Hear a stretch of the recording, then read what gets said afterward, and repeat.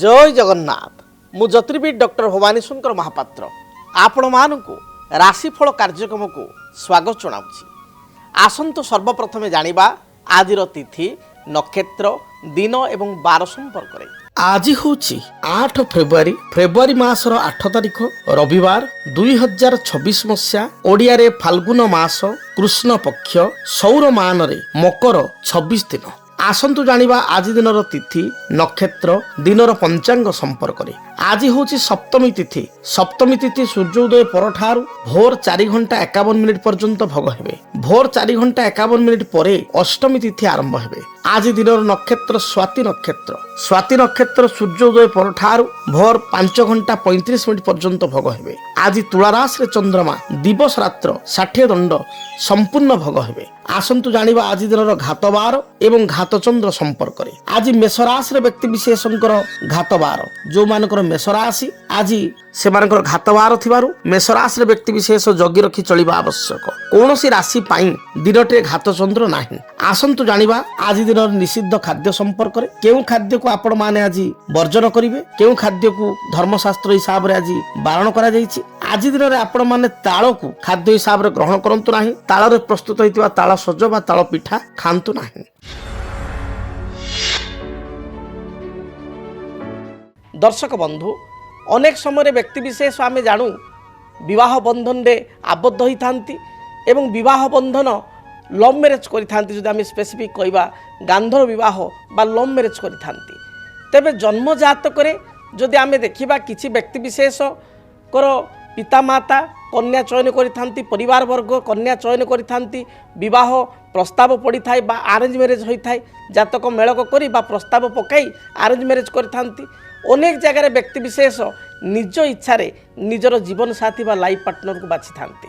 जीवन साथी को निजे बाछिबा बा आमे कहबा लव मैरेज करिबा जाको संस्कृत रे कहा जाय गांधर्व विवाह।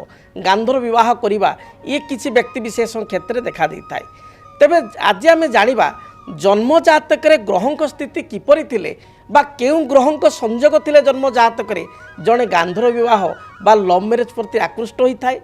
द्वितीयतः आमे जानिबा बेले बेले आमे देखु लाइक करी बा लव करी रिलेशनशिप मध्ये भांगी जाय थाए। विवाह पूर्वरु ये विवाहर रूपरेख नहीं पारि न थाए एवं आमे कहबा ब्रेकअप हो जाय थाए। आजिकल पिलांको लैंग्वेज रे ब्रेकअप हो जाए। विवाह करिवे माने चॉइस करिवे पसंद करिवे कि कि दिन पर ब्रेकअप हो जिवो आ बाहागर से जगह हबो नाही। ये भली समस्या काहे कि देखा दै थाए। शास्त्र सुंदर भाव रे कहा जाए विवाह कारक ग्रह होचंती शुक्र।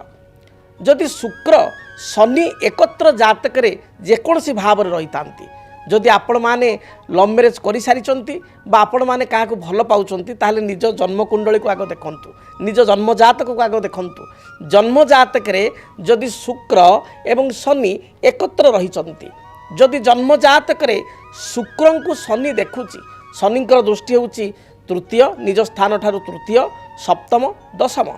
शनिक ठारू जदि शुक्र तृतीय रे अछंती, शनिक ठारू हिसाब करिए शनि को 1 धरिवे, तृतीय सप्तम किंबा दशम रे अछंती ताहले जानिबे आपणकर लाइकिंग रहिबो बा आपण लव रिलेशनशिप रे जण को पसंद करिवे बा चॉइस करिवे बा आपणकर विवाह गांधर्व विवाह हेबो। सुंदर भाव रे शास्त्रे कहा जाईछि नाना जाति बधु संगी कामेश शनि वीक्षिते भृगुणा शनि संतुष्टे गांधर्व विवाह जायते नरह।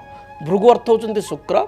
जदि शुक्र शनि जातक रे एकत्र रहिले बा शुक्र को शनि देखिले ताहले व्यक्ति विशेष जण को भल पाई थाए एवं गांधर्व विवाह बा लव मैरेज करिया पई आग्रह करि थाए।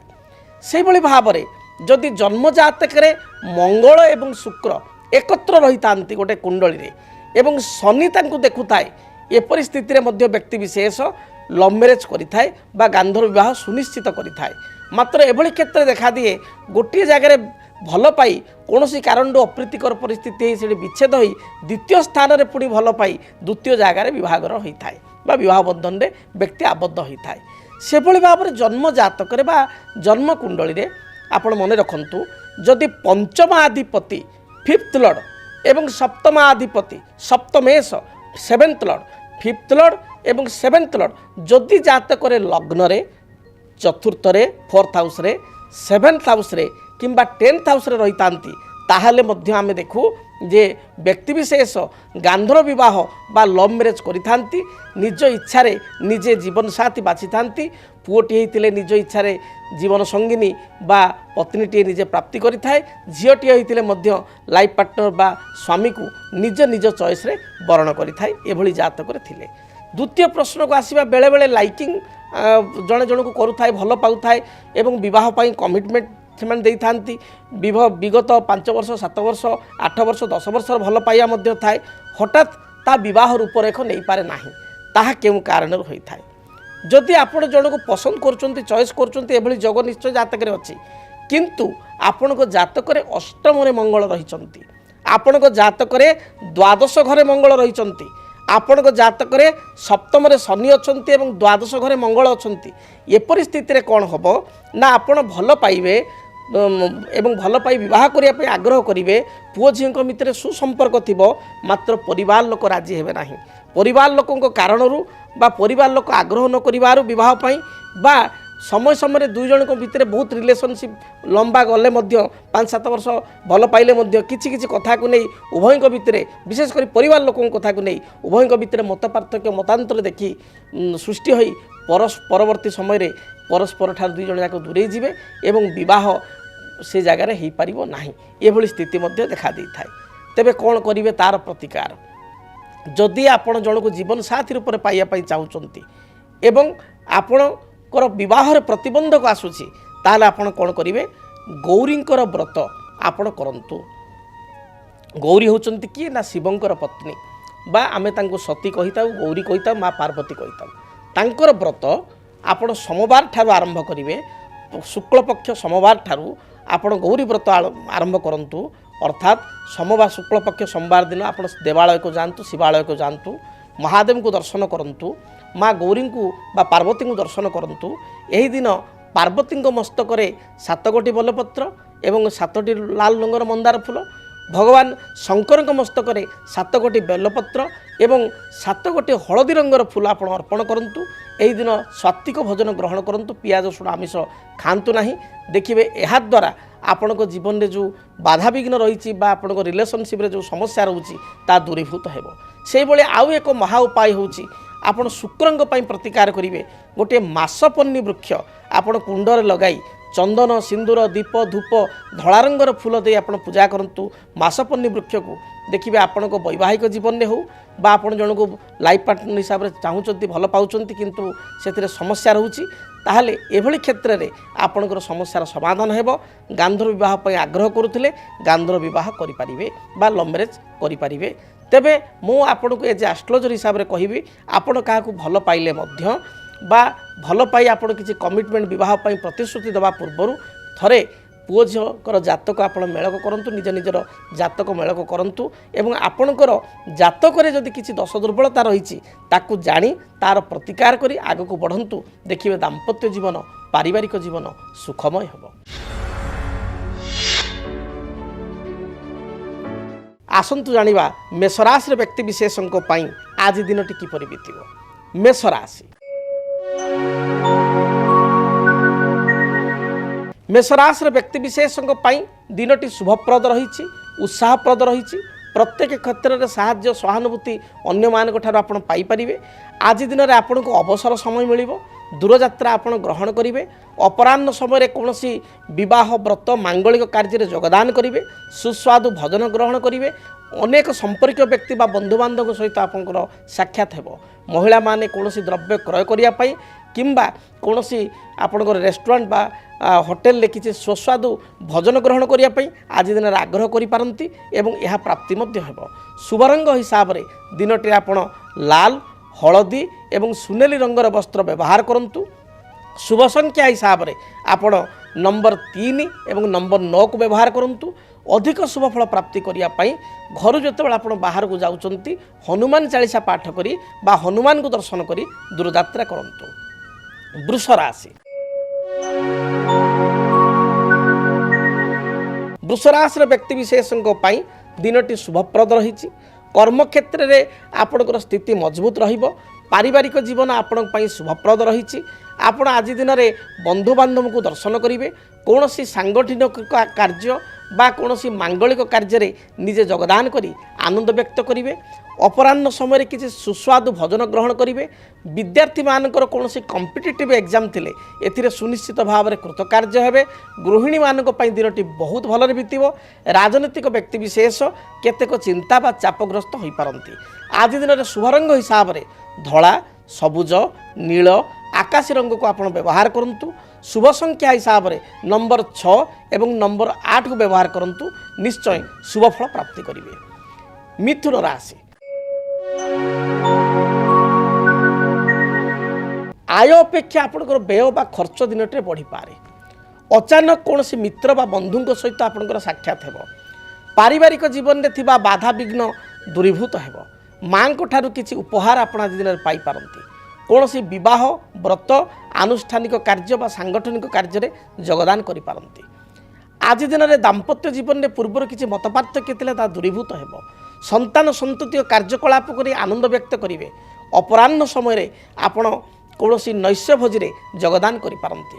शुभ रंग हिसाब से सबुज नील गोलापी यही रंग को व्यवहार करंतु। शुभ संख्या हिसाब से नंबर 5 को व्यवहार करंतु।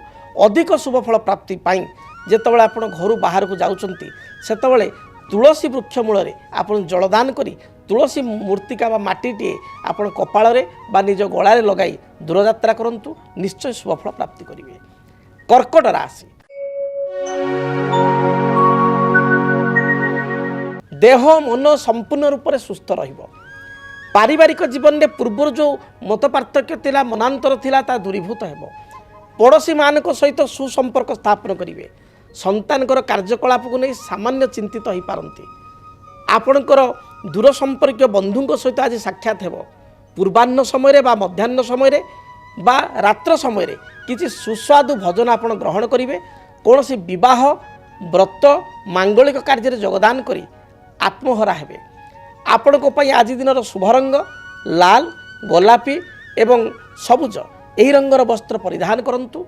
अधिक शुभ फल प्राप्ति करने नंबर 2 नंबर 3 उभय संख्या को व्यवहार करंतु। घर जितेबाला आप बाहर को जाउचंती भगवान गणेश को दर्शन करंतु। गणेश मस्तक अष्टदल दुर्वा अर्पण करी पाद तले किसी श्वेत पुष्प अर्पण करी दूरयात्रा करंतु। दिनटी शुभरे कटिबो। सिंह राशि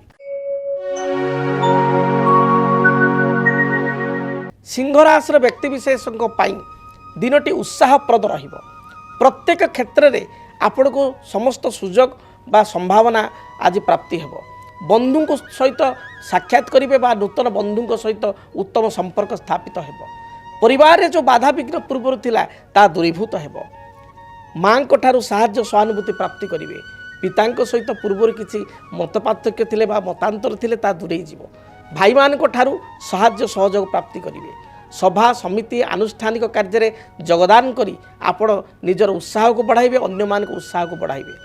आज दिन में सुस्वादु भोजन प्राप्ति जोग थिबारु अपराह्न समय कौनसी नैश्य भोजी विवाह व्रत मांगलिक कार्य बा सांगठनिक कार्य योगदान करी आपण सुस्वादु भोजन ग्रहण करेंगे। आपण शुभ रंग लाल हलदी सुनेली यही रंगर वस्त्र व्यवहार करंतु। शुभ संख्या हिसाब से नंबर 1 एवं नंबर 3 को व्यवहार करंतु। अधिक शुभ फल प्राप्ति करने आपण जो घर बाहर को जाउचंती सेतबेले आपण गोटे तंबा ढाल जल रे किसी गुड़ मिश्रित करी गुड़ मिश्रित जल को भगवान सूर्य नारायण को अर्पण करी दूरयात्रा करंतु। दिनटी भलरे बीतिबो। कन्या राशि कन्या राशि व्यक्तिविशेष नृत्य साहित्य संगीत आपणकर कौन सी कविता ये प्रति विशेष आपण रुचि बढ़। अपराह्न समय आपण दूरयात्रा करेंगे। बंधु सहित आपणकर दिनटे साक्षात्कार हेब। आज दिन में कौन पुरस्कार बा किसी उपहार अन्य मानक ठारू प्राप्ति करेंगे। दाम्पत्य जीवन में सामान्य मत पार्थक्य देखा दे पारे। संतानकर कार्यकलाप को नहीं आत्मसंतोष व्यक्त करेंगे। कौन आनुष्ठानिक कार्य बा भोजी भात कार्यक्रम अपराह्न समय आपण जाई पारंती एवं आपण आज दिन में चित्त विनोदन बा मन को विनोद करने आज दिन में कौन फिल्म बा यात्रा किंबा कौन नुआ जगह को आपण भ्रमण उद्देश्य जाई पारंती। आपण शुभ रंग सबुज गोलापी नील एवं खैर यही रंगर वस्त्र दिन व्यवहार करंतु। शुभ संख्या हिसाब से नंबर 6 को व्यवहार करूँ। अधिक शुभफल पाइबापी आपण घर जो बाहर को जाऊँच माँ दुर्गा को दर्शन कर चढ़ई को किसी दाना दे आप दूरयात्रा करूँ। यात्रा मंगलप्रद हो। जदि आपणक जीवन में व्यक्तिगत पारिवारिक समस्या, कर्मक्षेत्र नियुक्ति, वैवाहिक समस्या, वास्तुदोष एवं माली मकदमा आदि समस्या थाए ताहेले समस्यार समाधान और परामर्श पाई आमको जोगाजोग करंतु। ज्योतिर्विद doctor Bhavani Shankar Mahapatra, Budheswari colony, plot number 26, Bhubaneswar. Phone number 9776833302 9439444924। आमर वेबसाइट www.srijagannathastro.com। तुला राशि देह मन संपूर्ण रूप से सुस्थ रहिबो। कर्मक्षेत्र आपण अनुकूल रहिबो। आज दिन में अवसर समय आपण प्राप्ति करेंगे। धर्मस्थल को बा तीर्थस्थल को यात्रा करि पारंती। कौन सी विवाह व्रत मांगलिक कार्य आनुष्ठानिक कार्य योगदान करिवार सुजोग रही। आज उपहार सूत्र रे अन्य ठारू किछि उपहार आपण प्राप्ति करेंगे। अन्य को किछि उपहार मध्य देबे। आपण को पाई पारिवारिक जीवन शुभप्रद रही। संतान को कार्यकलाप नहीं सामान्य चिंतित हो पारंती। शुभ रंग हिसाब से धला, सबुज, नील, आकाशी यही रंग को व्यवहार करंतु।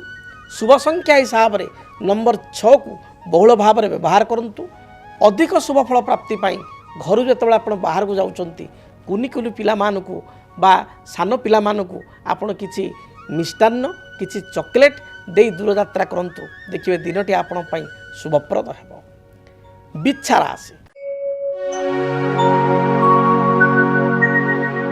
बिच्छा राशि व्यक्ति विशेषों पाई दिनटी शुभप्रद रही। देह मन संपूर्ण सुस्थ रहिबो। हजि जाइथिबा कोनोसी द्रव्यर आज दिन में संधान प्राप्ति करेंगे। दूर संपर्क बंधु सहित आपंकर साक्षात्कार हेबो। आज दिन में पारिवारिक समस्या को नहीं पूर्व किसी चिंता थिले ता दूरीभूत हेबो। विभिन्न प्रकार आपण उपहार अन्य मान ठारू प्राप्ति करेंगे। संतान को कार्यकलाप को नहीं द्वंद्व बना हो पारंती। शुभ रंग हिसाब से लाल, नील एवं गोलापी रंगर वस्त्र परिधान करंतु। शुभ संख्या हिसाब से नंबर आपण 9 को व्यवहार करंतु एवं अधिक शुभफल पाइबापी लाल, हलदी, गोलापी रंगर वस्त्र परिधान करंतु। जेतबेले घर बाहर को जाउचंती यात्रा पूर्व हनुमान को दर्शन करी हनुमान को निकटे किसी बुंदी लड्डू चढ़ाई प्रसाद रूप में प्राप्ति करी दूरयात्रा करंतु। दिनटी शुभप्रद हेबो। धनु राशि धनुराशि व्यक्ति विशेष दिनटे सामान्य सुस्थिया बा आलस्य परायण हो पारंती।